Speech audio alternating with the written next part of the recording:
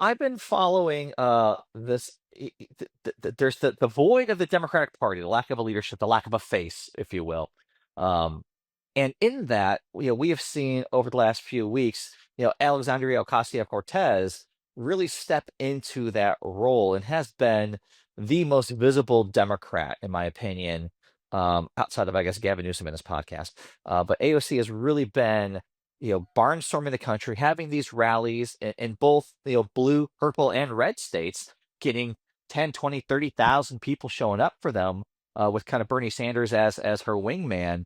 And interestingly enough, I was watching, of all things, I do this sometimes, Fox News the other day, and saw a segment, devoted about AOC 2028 and why you should take that seriously. And it doesn't take a rocket science to figure this out.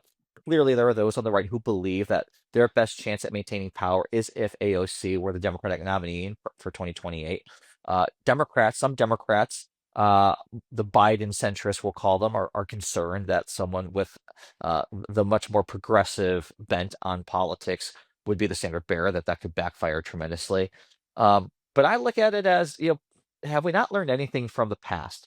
There was a time where I remember Hillary Clinton's campaign saying what a gift it would be if Donald Trump were the nominee in 2016, that they would just cakewalk into the Oval Office. Jimmy Uh, Carter, remember he said, "Oh, as long as they nominate Reagan, we'll be fine." we'll be fine. And so I always caution people, be careful what you wish for. Um, because if that were to happen, I don't care what you think of for politics. I don't think anyone with a functioning brain could deny that AOC is an incredibly talented political figure. She is an incredibly talented and gifted communicator. And as we have seen now for better part of a decade, personality trumps policy. Personality trumps politics, even. That people are willing to vote against their own previously established ideological entrenchments if they see something in a political figure that gives them a permission structure to vote against their own values. Do not ever underestimate the impact of momentum. Like, if AOC were to become the Democratic nominee, the things that would have to happen along that path, for that to fall into place, are extraordinary and would create an incredible amount of momentum that would be very tough to unwind. And of course, it depends on who's running on the other side of it too. But I just think that people should be very. I get the impulse to dismiss it and to laugh at it, to mock it, to go, "Oh, she's too radical, she's too extreme, she's a socialist," and all those labels. Um, don't ever underestimate the power of personality in this country. No, and I think what she does very effectively is, I think, also one of Donald Trump's most underrated skills, and that is being able to connect with people, for whom the system is not working. And Right, that was a right, right, huge right. mistake that Biden made, whereas, "Don't believe your lying wallet. Believe me. Look at the unemployment rate. Look at the stock market. Look at growth." Well, if the system isn't working for people, you can't tell them how great it is, and I think AOC is tapping into that. Obviously, she and Trump do it from almost polar opposite ways. But there's a huge portion of this country, and I think those of us who live on the coasts don't appreciate how many people feel for them the American dream is dead. They're not going to make as much as their parents. They're not going to live as long as their parents. And there's become one of the most brutal things of income inequality. And I know, like a broken record, I always say Trump is the symptom. He's not the problem. What gave us Donald Trump is populism. What gave us populism is inequality. Lifespan is one of the most glaring examples. If you are in the top quintile of income, you were born in 1940, you will on average live to the ripe old age of 88. If you're in the bottom quintile and you were born in 1940, 76. That is a huge difference. Yeah. And I think the Democratic Party is very tone deaf to that. And she's tapping into it. But having said that, I think she would be a disastrous nominee because she's the last person that's going to solve the main problem the Democrats have and their biggest challenge. That's getting back the working class voters that used to be the bread and butter of their party. But do you think, though, here's where I think the demographic she gets women excited, not on the Republican side as much. I mean, Nikki Haley got Republicans, or I'm sorry, Democrats kind of excited on because they could deal with her instead of Trump and Hmm. Biden. I don't Mm. know if she gets Republicans, but she also gets the young vote. So is she the closest thing to Obama? I mean, everyone thought that Obama was so left. He ended up coming to the middle. Like, does she start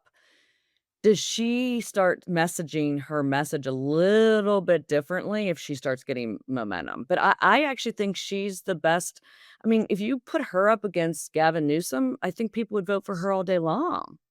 Yeah, Mhm. no, there's no doubt about that. Like, there is no scenario where Gavin Newsom is a Democratic nominee for president, in my I opinion, totally agree. given the He track What about record he in is so Sarah? California. effective. Does she just get pure numbers, like, from the governor of Pennsylvania, who I, like, have known for years? Like, as a Republican, if we had a bad candidate, I could support Josh, but would he be able to beat her just by pure she's more exciting?